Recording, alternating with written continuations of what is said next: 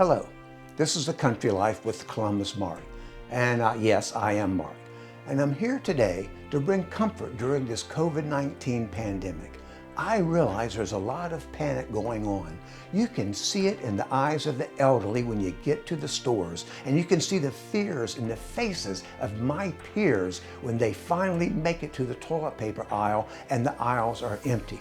I've seen tears, and a week ago I saw two old ladies fighting over the last roll of cheap one-ply paper that looked like it was a discard from the second-hand stores. But no worry, I broke up that fight and just took that roll for myself.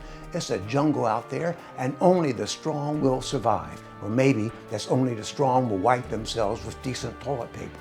Now I say there has been some relief to rear ends everywhere, as I've seen packs of toilet paper starting to show up again. And now they're saying we're going to have a meat shortage. Well, just so you know, you can check out the card at the end of this video for what to do when there is a meat shortage. But even if the toilet paper scare is nearly over, just watch. Just like gas shortages come and go, so will this toilet paper hoax. So I'm here, folks, to say there is no need for fights, no need for tears, no need for panic. We are in this together, and that's the subject of today's wilderness skill lesson, using nature's gifts to take care of nature's call. Look around you, everywhere. The trees are in bloom, leaves have popped out. It's a virtual smorgasbord of butt wipes everywhere you look. Gary, yes, that Gary of the Gary and Mark Show, told me at his house they had to resort to counting squares. He and his wife Barbara have allotted themselves 15 squares each per day. Folks, that does not cut it in my house. It takes 15 squares just to... Oh, we better not go there. Listen, friends, there is no need to count squares when you are surrounded by nature's bounty. Let's go and take a look and discuss some of the various possibilities.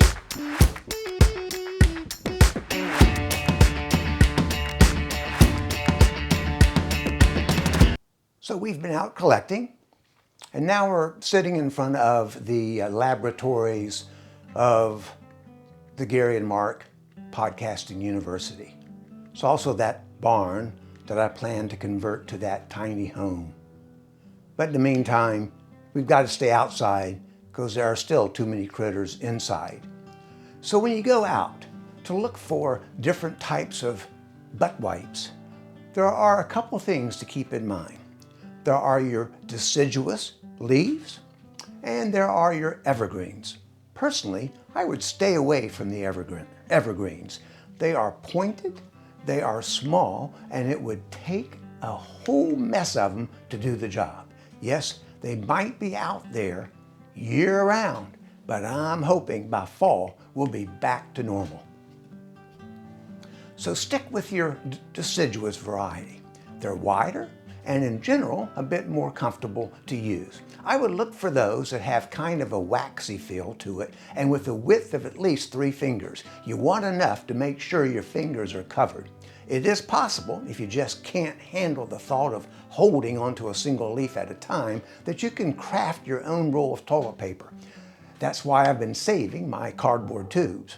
It's nice to get the sense you have a fresh roll of paper. So take your individual leaves, iron them, keep that on low heat if you wish, and then rubber cement them end to end with about a 1/4 inch overlap. Then you could roll them up on one of your recycled tubes and voila, you're in business. In fact, you can probably sell them on Etsy. There are some other types of leaves to avoid. Here's one of them. They call this poison ivy. It causes a permanent itch. Don't use it if at all possible. Okay, I'm just telling you, unless you like living on the edge. Another thing to avoid are these pointy little balls. I think they're from a sweet gum tree. While they do have multiple surfaces and can clean from several directions at once, they also hurt like you wouldn't believe. Ditto pine cones. Though you could use them as a holiday decoration if you leave them out in the rain for a few months. I'd also stay away from holly leaves. They might be pretty at Christmas time, but sticking yourself in your rear isn't worth the celebration. However, it could be good for your photo for your holiday card. There are still other options out there that can be good possibilities. First, of course, is just to go natural. Who needs to wipe? Dogs don't wipe. Well, sometimes they rub their butts on the carpet, but I don't advise that unless it's someone else's carpet. But seriously, cavemen didn't wipe. Maybe that's not a proven fact, but I know they didn't have any Charmin. I would keep a spray bottle of Febreze around just to improve the overall aesthetics. Another option is to make your own bidet. I'm not sure what the bidet means, but it must be French for clean butt. A garden hose next to your toilet works well. It would be nice to have access to warm water, but cold will do. It might take some practice to master the right technique. Do not, under any circumstance, use a power washer. However, an adjustable spray nozzle can come in handy. The only problem with the personal bidet with a garden hose is you have to set it up where supposedly you've got some water. Now you could put it in your bathtub, I suppose, but I prefer to place it next to the garden hose, and that's usually out by the garden.